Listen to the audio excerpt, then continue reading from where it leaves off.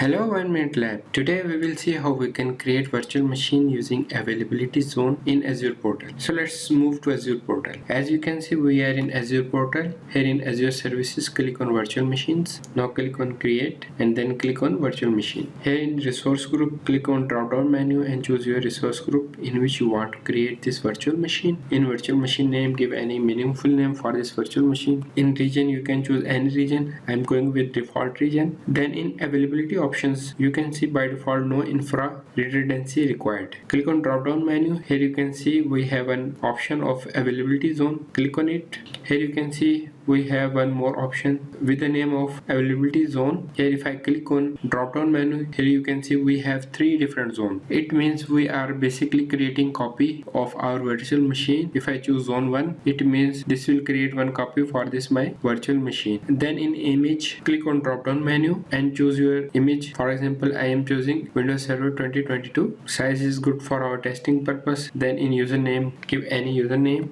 for your virtual machine and set any password for your virtual machine. Now click on next. We do not need to add any extra disk. Click next. Default network settings are good for our testing purpose. Click next. We do not need to add any management settings. Click next. We are not adding any additional data. Click next. Here in text, in name type name and in value type any meaningful name. Then click next. As you can see, our validation passed successfully. Now click on create. As you can see, now our deployment is in progress. Here it will take a couple of minutes. Hope you like this video.